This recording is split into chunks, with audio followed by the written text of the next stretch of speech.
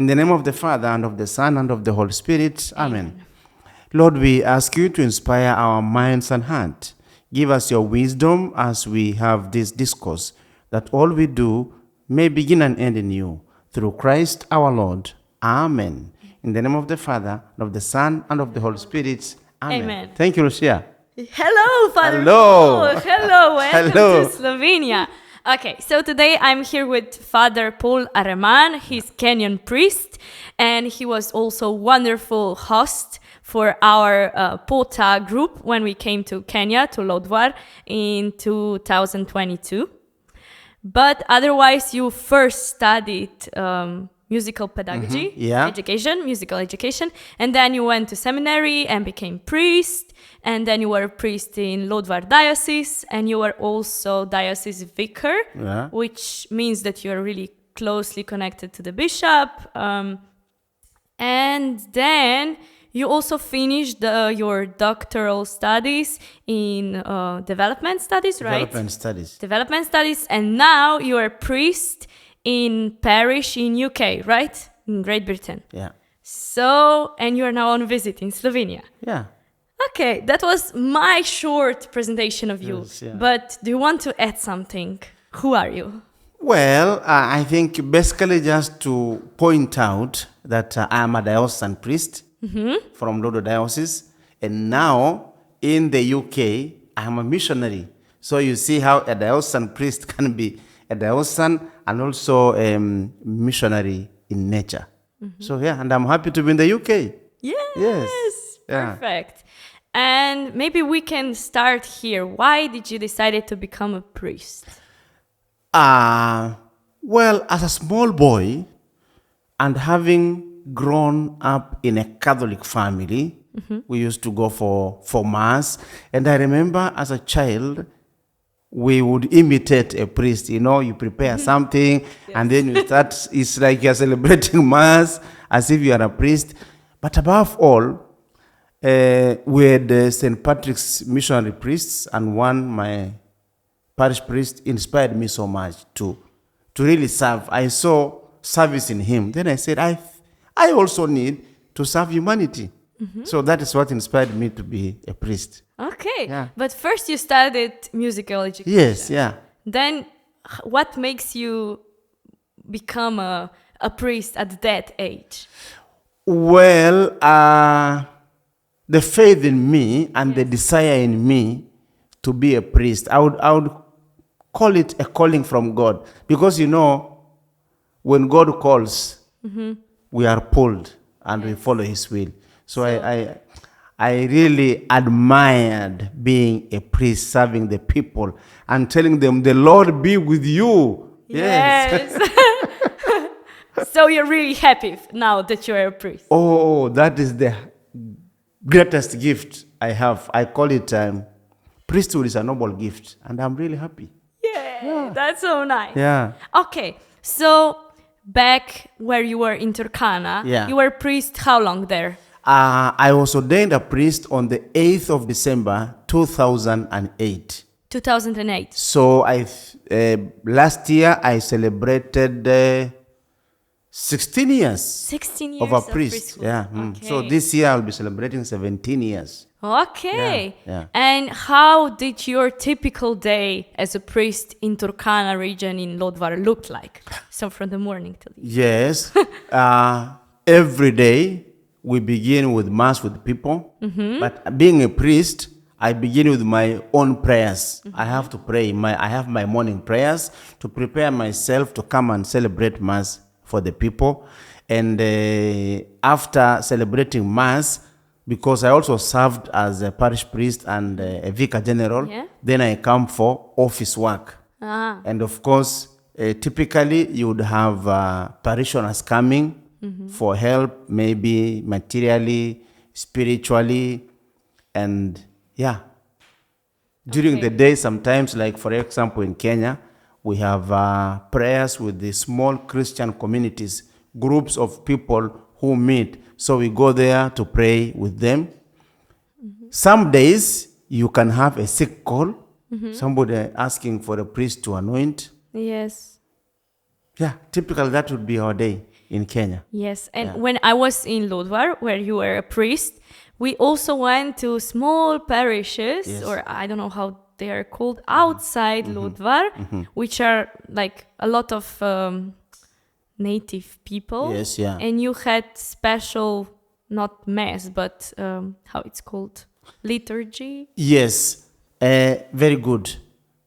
Those are called outstations. Outstations. Yeah, yes. and I think my experience in the UK is they call them mass centers, but in Kenya we call them outstations. A parish having other outstations Stations, yes. to go. Some of them we would celebrate mass, but some it was only service because you will find some people there they don't receive Holy Communion. So if you are the only one, you celebrate liturgy of the word with them. And it is typically one challenge because you remember we would drive kilometers. Yeah. And then you press the beep beep, the yes. And then all the people came from the every directions and gather on one place. So that's something very good you have pointed out, Lucija. And I'm sure you can remember some of those places. You don't have a church like you have here. So there is just a tree. Yes. A tree. A tree. And we celebrate mass under a tree. And you remember I was hooting. That is the bell. That is the bell. You ring the bell for them to come for them to come. So that's one of the challenges we really have as priests. Yeah. And what about situation of vocations in Kenya? Because I remember that there was a lot of seminarians, but I don't know how it's with priests. I think Africa generally is blessed with vocations. And now we come to Kenya. Kenya also has many vocations. We have many young men who desire to be priests in their life. And I'll tell you, for example, in my diocese, last year in December, we ordained 3 young men to priests, and 2 are ordained deacons, and this year they will be ordained priests. So I would say we are blessed with vocations to priests, even to religious sisters. Yeah. And there are a lot of young sisters, as I remember, like. Yeah, you're right. Yeah. Orders. Even for us, for example, in the diocese, we have a group of sisters which is local. I don't know if you got time to meet them, but there is a house in Lodwa where we have the young girls who want to become sisters. So like a school for them, or? Yeah, you can call them a school, but in the language of the church, we call formation house. Formation house. Yes. That's the word. Okay, perfect. Yeah. And you already described some challenges, Yeah. like the ones without stations. Yeah. But what are the other challenges connected to the church or? Okay. The other challenges connected to the church is, and I'm sure having come to Kenya, you know, especially Turkana, where I come from, is the poorest region in the country because of the weather conditions. It is also a semi-desert. Now, among other challenges is food security. The poor people can't even afford to have food. So that is a challenge. We have a challenge of water. People walk for kilometers, and sometimes when they get there, it is not clean water. We have the challenge of education. We don't have many schools to offer quality education. We have the challenge of health facilities also. And I think you brought some medicine. Yes, we brought it when I came. Yeah. Even the other group brought. So that is also another challenge in the issue of health. But I would say generally, we have a challenge of livelihood, because livelihood is the ability to be able to do, to get something for a living. Yeah. Okay. And all these challenges are also connected to the church, right? Well, all these challenges are connected to the church because I think the people there, if I remember the words of St. Paul says, I want to become all things to all people. So our people, for example, in Turkana, they see as a priest to be a solution. Yes. That's why if they are hungry, they come to the parish. Father, we have no food. When they are sick, they come. We cannot get medicine. They come and tell you the children cannot go to school. So all this come back to the Yes. church. They have no water. You go and they say they have no water. So you find a way of solving. So that's how they're connected to the church. Yeah. Yes, because the government doesn't take much care of them. The government doesn't take much care of them. And so the church, I would say, we come in to fill the gap that Yes. is left by the government.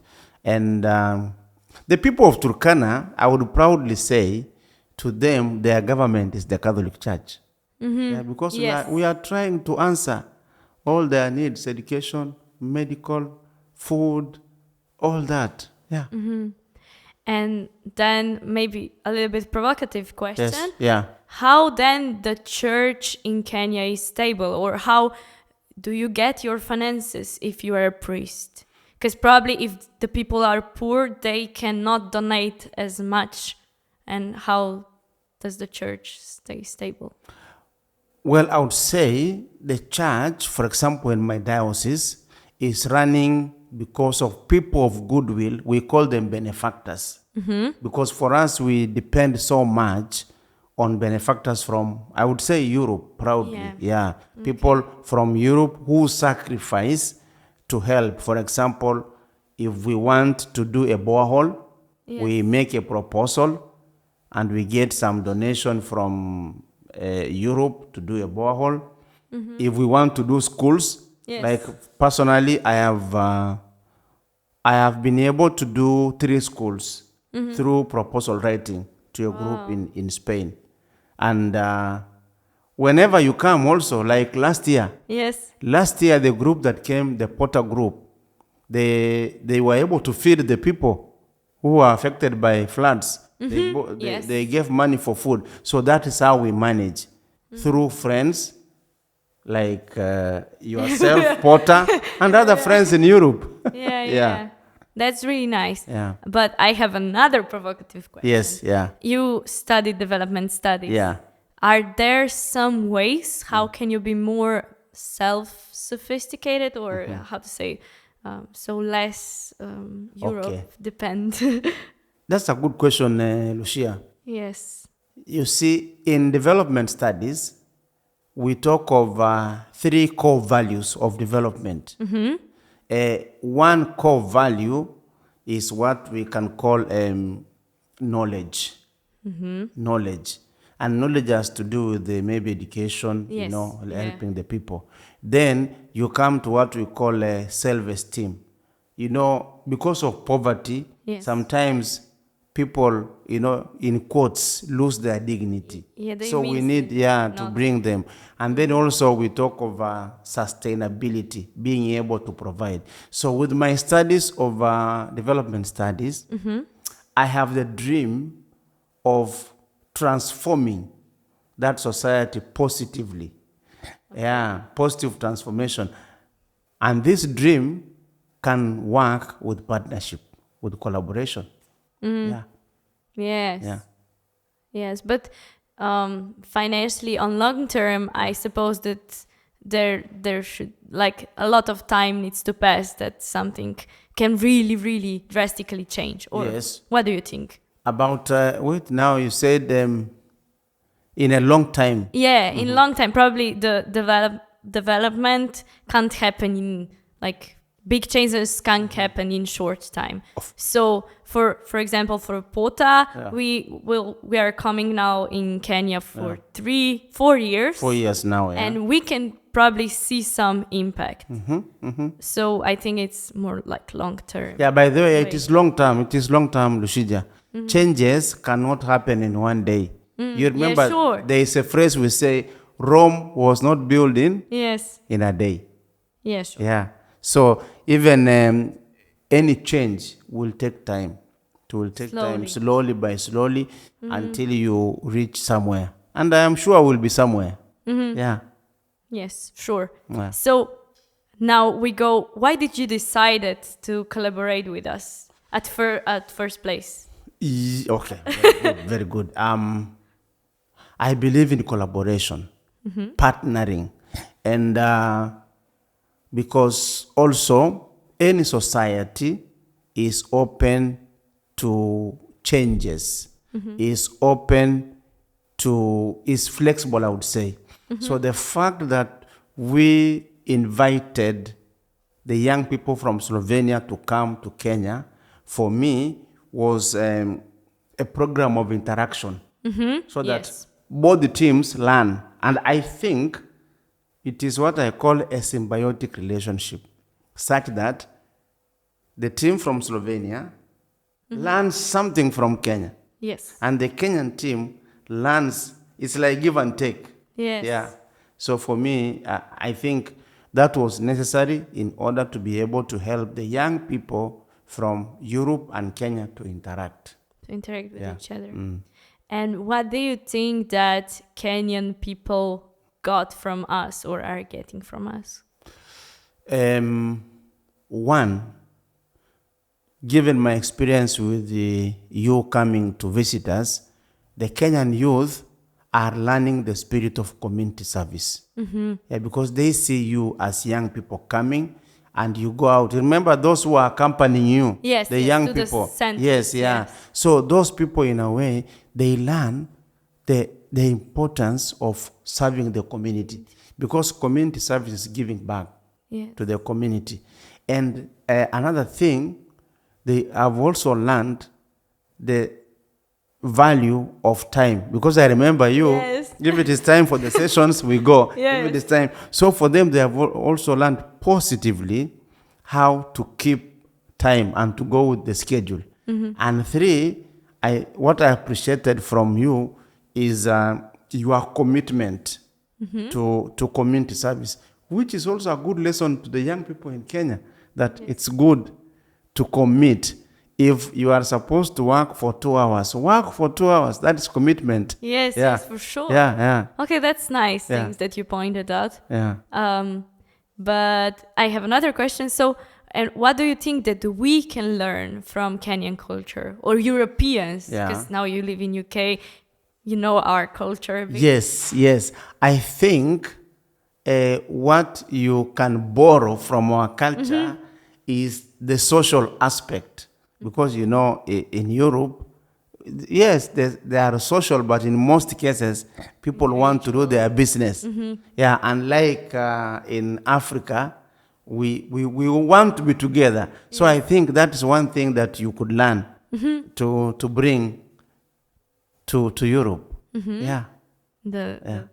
Yes, and I think that you're more open, like I saw, to each other, and also like really dedicated to faith and religion, because sometimes it's the only hope, and people are like, I have to pray, I will pray, because I don't know what else to do. That was my point of view. Actually, it's good you have pointed out that, Lucija, because, I mean, you have been to Kenya, and especially Turkana, that there are some families, they can even go for a whole day without food. But when you see them coming to the church, do you see the way they are singing with a lot of energy? Yeah. Because their hope is just in God. So that faith actually is what is keeping them. Maybe that is one thing also. And I've remembered, they have many problems. Yes. But they are happy. Yes, they're really happy. Yes. Europe should also borrow that, because you have a lot and you should be more happier than... yeah, that's really interesting. Yeah. We talked a lot that when you come to Kenya or different African countries, usually children are so happy, but they don't have many toys. They play with each other. Yeah. And here in Europe, they're sad. So that's good. That's something you can learn. That's really something we can learn for sure. Yeah. And what do you think that are the biggest stereotypes of our Europeans about your culture, or vice versa, if it's easier for you? Well, I think the stereotypes we have is what I would call the prejudice. Like, for example, maybe food. You know, it's always typical for somebody to think our food is the best. So when you go somewhere, you also have to adjust. Yeah. But I would call it culture. You know, culture has many dimensions. Yes. So that is something that we all have to shed from where we are in order when Europe and Africa come together. The greatest prejudice is that of culture. And then the culture of maybe some group might think they are superior. Some group might think they are inferior. So all these stereotypes have to be put aside. Yeah. Sure. And maybe where do you see that there is this point of connection between Africa and Europe? I think the point of connection, for me, looking especially at the POTA group that comes to Kenya, Okay. the point of connection is that everybody appreciates the other. Everybody appreciates the other. And I really want to appreciate your group. For example, when you came to Kenya, we lived with you. We gave you what we were able to provide, and you never complained. So Yes, because the weather is amazing. yes, I was yeah, like, we have everything we need. yeah. So for me, I think that is something that is so positive that everybody appreciates the other. This is the way they live, and we live that way. Yeah. Yeah. Okay. But in my opinion, it's not always that way. But hopefully, we will become more that kind of society. Yeah. Okay. Perfect. And why do you continue to collaborate with POTA program? Like now you are in UK, but you are still here right now, and we are still talking. Lucija, I believe in long-term friendship, and especially what I call honest friendship. Honest friendship is that which values the other, not because of what you can benefit. You know, there is the friendship of utility. Yes. Utility means I am a friend to you if I can get something from you. And when I get, that is it. We end our friendship. But mine here is what I would call honest friendship, because we have learned to help each other. Yes. Yeah. So that's why. It helps us a lot. Yes. And that's why I am even here today. You know, we met in 2022. Yes. And I am here, and I remember the other day when I came, I met you at the airport. I was happy, you were happy. Yeah. So that is honest relationship. Yeah. Yes, yeah. yes, yes. Yeah. Yes, it's true friendship, yes. And also because it's good that the young people continue working together and developing each other in terms of faith. Because, you know, we keep saying, like in Africa, we say, the young people are the future of the society. So even the church here in Europe can be a more vibrant church with a young generation that is active. And probably this encounters also helps the young people when they come to Africa. You know, like we always have mass with you. Yes. Yeah, so that is spiritual growth. That's really nice, yeah. Yeah. I have one question, maybe if we step one step behind, yes. What is the impact of our work and maybe also donations to your community? So not just for us and for people, but like practically, what's changed? I will look at it from two dimensions, social and the economic. Yes. You know, like socially, we have built relationships here and there. Like I asked you before we began about Augustine. Yes. That is a social impact that we have a relationship.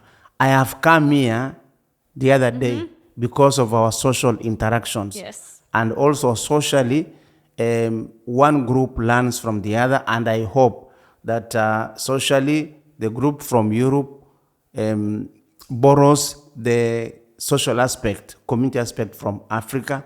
And also socially, when you interact with our young people, they also learn the value of serving the community and doing good even to others.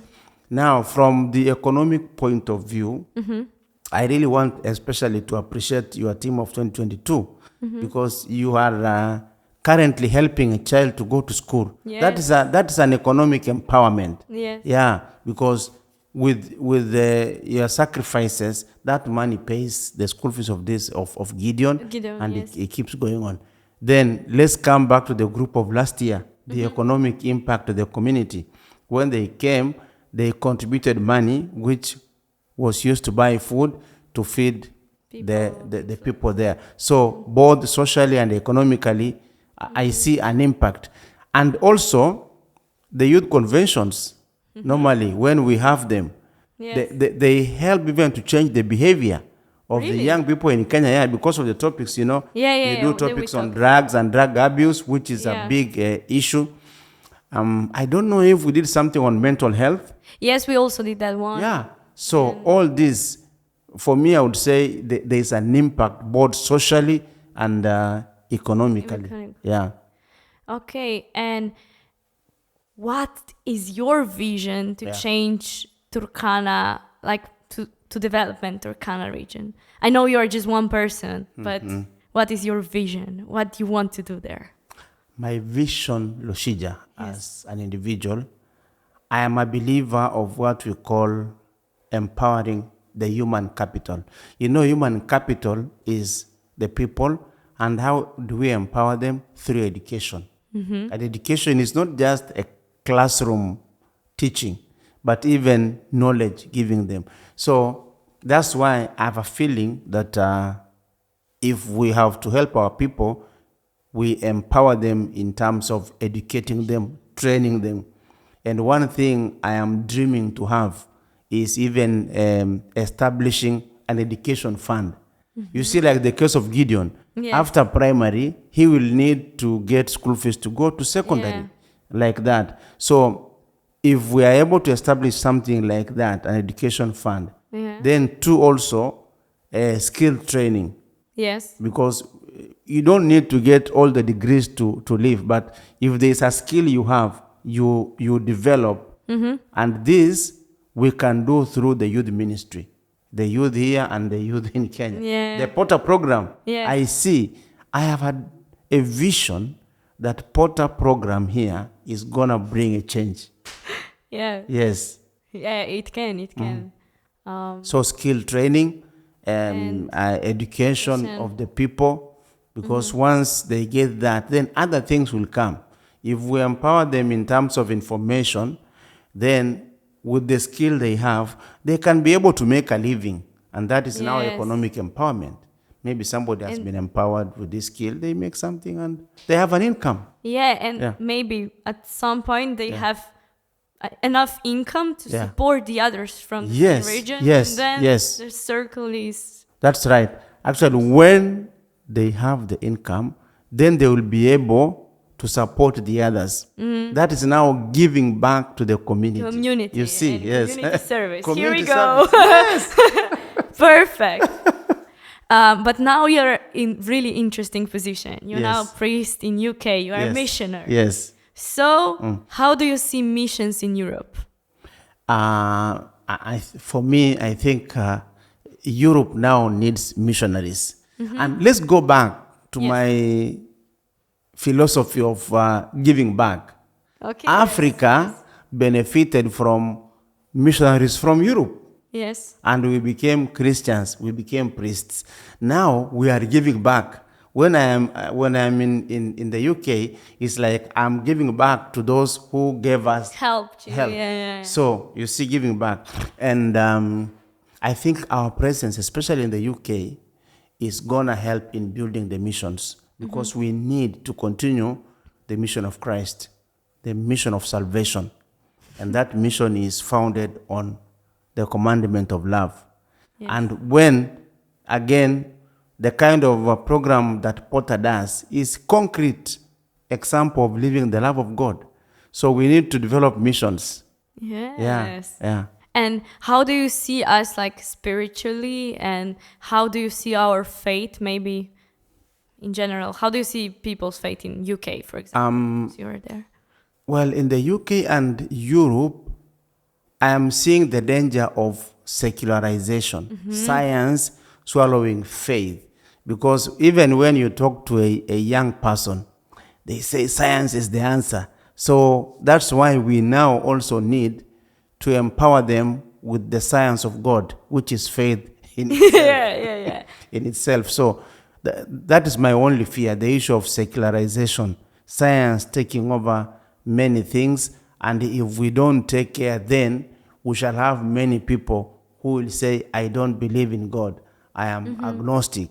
I am an atheist. Yet, our role in the example of Christ is to save the souls, to bring people to God. Because nobody can live without God. Yeah. We wouldn't be made. We are made because of that, Nobody. We all need God. And last week I had a session with some young people. And one of them, interestingly, made this statement, said, we don't need friends, we want friends. Said, no, we need friends. We cannot do without them. Like now for us, we need POTA. We can't. There are things we can't do without them. That is friendship. But I also said, the friend par excellence is God. So there is need really to build faith. Because otherwise, I see the danger of science bringing the faith community down. But there is hope. I am optimistic. Yes, there is in Holy Bible, there is one line, I can do everything in... if I have my power in God. Yes, I don't know if I translated it correctly. I think it's letter to Philippians. Yes, yeah. So, yes, like you said, I think that's the thing, that he's our friend and we can do everything with him if you want. Yes, he's a friend who walks with us every time. So we need him. Yes. We need him, and that is one thing I keep telling the people I encounter in the UK, that we need God. Yeah, we cannot do without God. Yes. Yeah. Okay. Yeah. And another question, how do you see the difference of culture between Kenya and Europe or UK, and how it impacts on our religious life?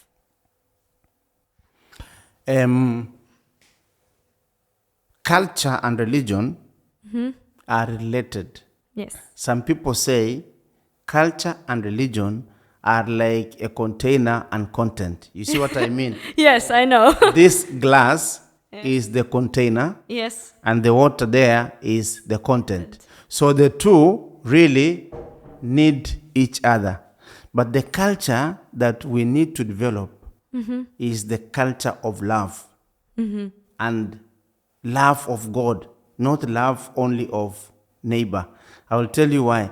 Because sometimes people tell me, those I meet, you see, I do many good things to my friends. So that's expression of love.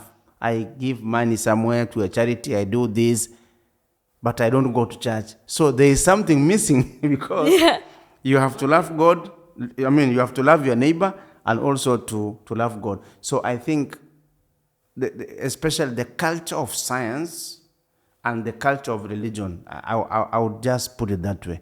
Okay. For us, it is the culture of religion. Because there is a great thinker in Africa. He wrote a book entitled African Religions. And he says this, that Africans are notoriously religious. You see, when they say you are notorious, it's like, the word notorious sometimes has a negative meaning. Yeah. But notoriously religious, it means these people cannot do without religion. Yes. God is everywhere. Yes, God must be everywhere, there. Yes. So I think that is the culture that we are missing in Europe. That's our culture. Because we want to do stuff without God. Yes, because here sometimes it's like, it's fine. God, I have to do this now. Wait, God. Yes. Wait, Okay, fair. Yes. Yeah, and it also impacts on our relationship to religion. Yeah. Sure. Okay. Then I have another question. Maybe it's more related to life in Kenya, but how to encourage self-initiative among young people to be close to God and at the same time to do something for community. Yeah, we we need to form the young people on the Christian principles to walk with God. But now, when it comes to self-sustenance, we also have to develop in them the initiative to provide for themselves. There's a saying that instead of giving somebody fish every time, teach them how to fish. Yes. So I think that's what we need to do with the youth in Africa, so that we run away from dependency syndrome. Yes. And we are. But you see, going back to what I said, we need to empower them in terms of knowledge. When they are empowered, then they will know how to fish. Instead of them receiving. The learning process is actually the process to knowing them how to fish. Yes, so that they can fish themselves. You only tell them the lake is there. The net is there. Go and fish. Okay. So I think that's what we really need to, so that we don't need to live in dependency syndrome every time. Yes. And I also think that, like we said, that POTA program makes difference there, because we invite others in Kenya, other young people, to come with us to sit to the centers and to experience maybe something that they can do, even without money. Even without money. Even without money, they can offer service. Yes. Okay.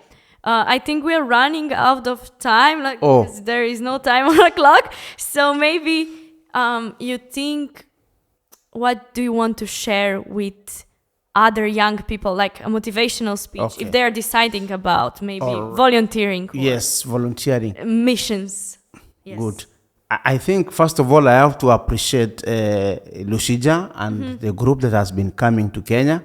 I want to appreciate the efforts of POTA program in Slovenia, that they really instill in the young people the spirit of community service.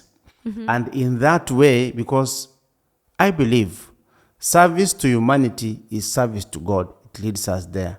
So I want to encourage young people here in Slovenia to join the POTA program, so that through their experience in Kenya, they don't only experience change as individuals, but that change in them will also be brought to others.